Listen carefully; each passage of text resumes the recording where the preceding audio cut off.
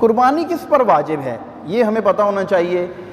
एक मुसलमान आकिल बालिग मुकीम साहिब निसाब मर्द व औरत पर कुर्बानी वाजिब है। अब इन शराइत के तहत आप देख लें, मुसलमान पर, इसका मतलब काफिर पर कुर्बानी वाजिब नहीं है।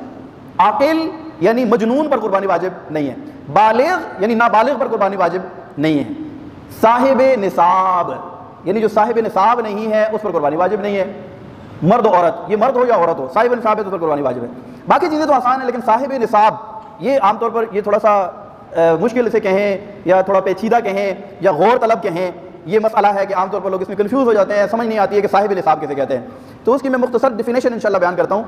साहिब निसाब उसे कहते हैं कि जिसके पास उसकी हाजत असलिया के अलावा, हाजत असलिया वो होती हैं कि ज़िंदगी गुजारने के लिए जिन चीज़ों के बग़ैर गुजारा मुमकिन नहीं, जैसे रहने सहने की जगह, मकान, गर्मी सर्दी में पहनने वाले कपड़े, सवारी, ज़रूरियात ज़िंदगी की बुनियादी जो चीज़ें हैं, ये हाजत असलिया कहलाती हैं।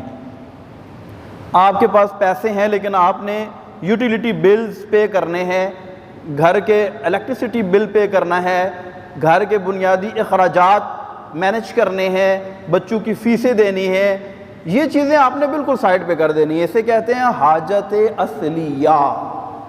हाजत असलिया के अलावा अगर किसी बंदे के पास 52.5 तोला चांदी की मालियत के बराबर पैसे हों, चांदी हो या ऐसा माल सामान हो कि जो उसके इस्तेमाल में नहीं है, उसके हाजत इसलिए के अलावा है, 52.5 तोले चांदी की मालियत के बराबर, जो कम व बेश माइनस प्लस के साथ 79,000 या 80,000 89 हज़ार रुपया बनता है 52.5 तोले चांदी की मालियत।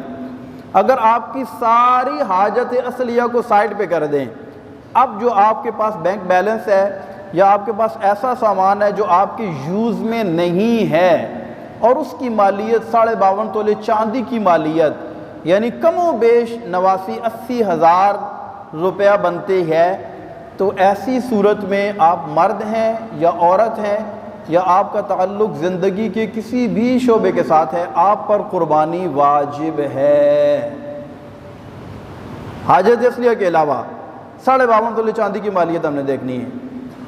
अच्छा, ये 52.5 तोले चांदी की मालियत के बराबर आपके पास रकम मौजूद है आपकी हाजत असलिया के अलावा, लेकिन आपने कर्ज भी देना है।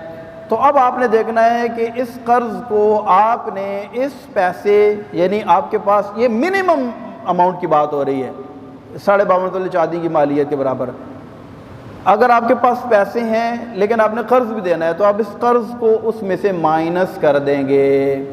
अगरचे आप अभी कर्ज अदा कर रहे हैं या नहीं, आपने उस कर्ज को उसमें से माइनस करना है। बाकी रह जाने वाली रकम अगर 52.5 तोले चांदी की मालियत के बराबर है तो आप साहिब निसाब हैं, नहीं तो नहीं।